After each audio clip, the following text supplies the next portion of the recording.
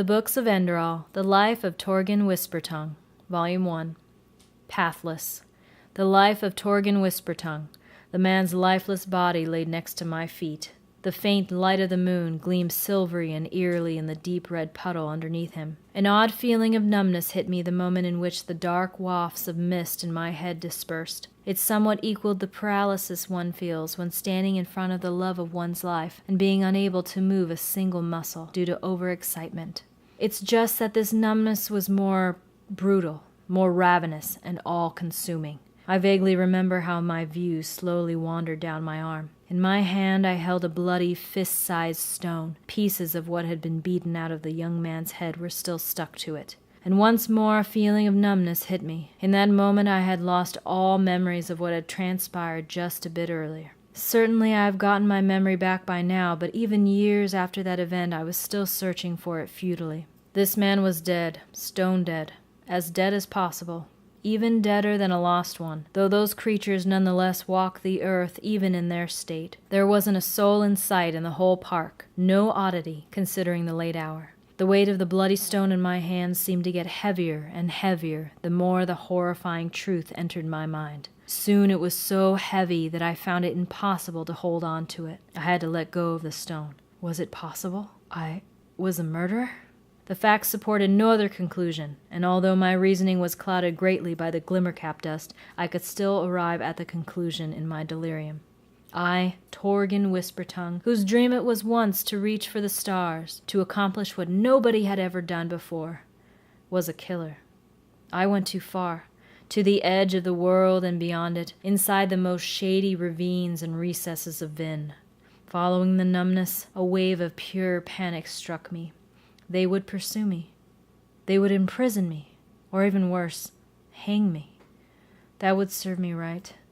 I could go nowhere. My love, Marissa, my friends, everybody I knew turned away from me. In hindsight, I have to forgive the past me for the misconduct he committed. Long before the murder, I had deviated from my right path. I had tried to reach for the stars, but I had missed them and fallen. The void I fell into stuck to me like an oppressive shadow. If a man forgets why he was born, he loses his life's meaning. Much worse befell me after that incident, and it isn't easy to contemplate that now, years since I turned back to the one true and right path. My old bones never recovered from those dark times. However, I could leave those times behind me by writing them down. Behold and see for yourself what transpired back then with a righteous and observant eye. Chapter 1. Childhood. My father was a man one couldn't often find throughout the world. For other children, worthy heroes or explorers were role models. For me, it was my father, who was my best friend, my mentor, and even half of my soul. He loved his little son with fiery red hair, his spark. At times the books which he looked after were more important to him than the love of his wife, my mother Rockmia. But he never once neglected me.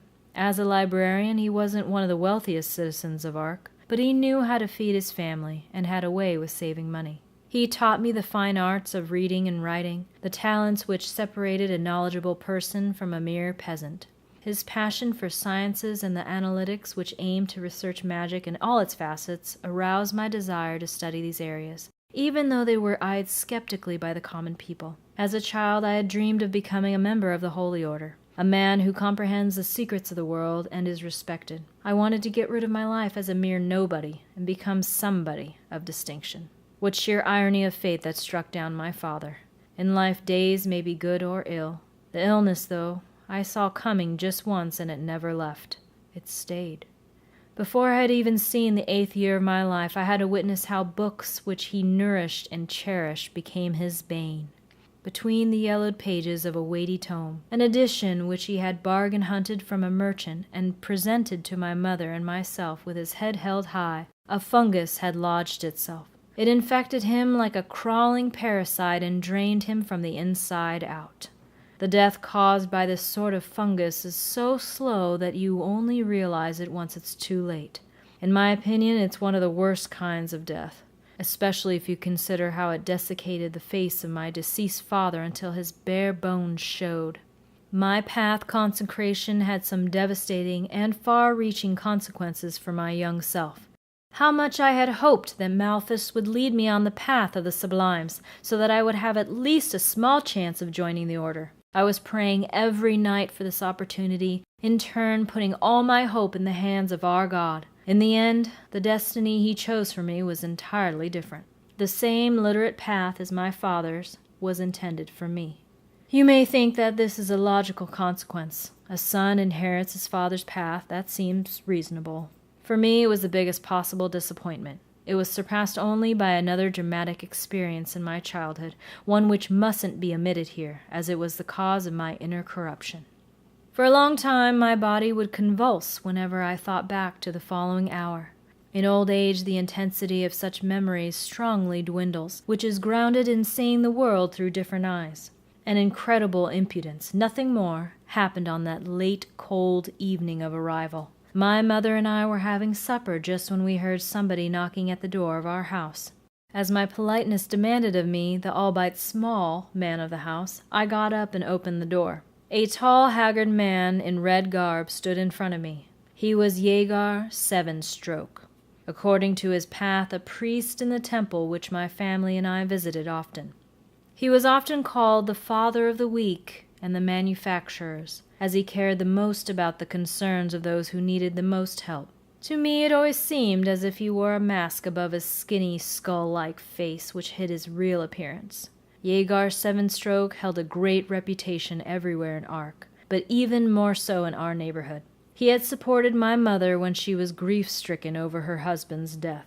I had never liked him despite all these arguments for his goodwill. There are only a few sentences that he spoke which I can still remember clearly. The first one was his greeting. "Well, Torgan, my little spark, will you let me come inside so my fragile body doesn't freeze any further in this winter's cold?" he asked me, crouching slightly and with exaggerated friendliness. I would have loved to close the door, but my mother invited our gracious priest into our house, and she even chided me with a fierce smack for my hesitation. The priest kept us company for supper.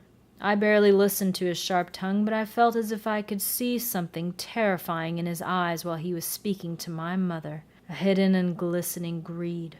Under the pretext of him asking after our well-being because my family was especially important to him, my mother quickly forgot all of her distrust and precaution.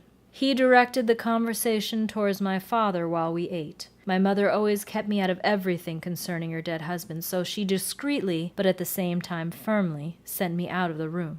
I didn't have fiery hair the color of rudderkin for no reason, as the folk saying goes. While standing in the dark hallway, I further listened in on the conversation through the thin door crack.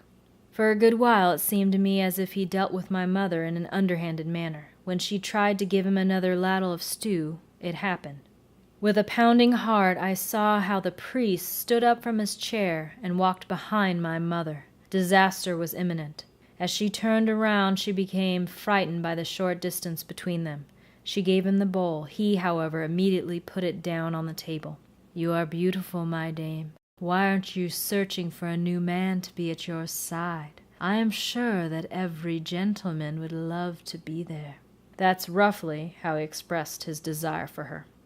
He tried to caress her face, but she eluded his advances. And suddenly the priest's failed attempt turned serious. He lunged out with his bony hand and beat her down.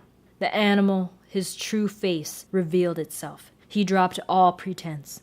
I witnessed it when he bent over her while she was holding her cheek, when he pressed her down and raised her dress with his wrinkled old hands. With his coarse hands he forced his will upon her. There was more strength in his old hands than one could think. My mother screamed, however, she couldn't get free. There are numerous stories telling about how young heroes would attack the man in the same situation, and at the same age of myself, to impede his intentions. I was too scared. Cowardice is a trait of mine which has always come into the picture at the worst of times. Through the thin door crack I watched how the priest's robe was unveiled. My eyelids closed nearly by themselves, as if my body wanted to prevent my soul from breaking after witnessing the following scene. Nevertheless, I heard every sensual grunt of the priest, and every pained groan of my mother. After a while he suddenly paused in his activities. I realized that only by the change of the background noise. I thought that nightmare had finally come to an end and peeped through my half-closed eyes. Goosebumps covered my whole body. The skull-like face of Yeagar Sevenstroke was looking down on me through the door crack. He viewed me from above, the crouching boy whose mother he had just raped. A crooked smile escaped his grimace. "Be a good boy, and keep on following your path. Then Malphus will have a good impression of you," he said, and closed the door. He left me alone in the darkness of that hallway. His face was burned into my mind and left extensive scars there. To this day I remember that heretic's face better than my father's. That liar, that traitor of the benevolent Malphus. He should burn in the sunfire for his sins, especially as my mother certainly wasn't the first woman he exploited in that way. My mother never spoke about that occurrence. She bore the pain silently. One couldn't prosecute a priest, especially one with such an impeccable reputation as Yeagar Sevenstroke, unless one had belonged to a high path and was able to exert a great influence on the clergy. She kept silent. When she did that, a fire started burning in me. It was just a little flame, a spark which came from the embers and was lit by my path consecration and the disgraceful deed of an envoy of Malphus. Just a wisp of wind or a weak puff would have been enough to extinguish it. However, it was ignited and would determine the course of my life, the flame which was able to melt the chains of my incarcerated will, the flame of freedom.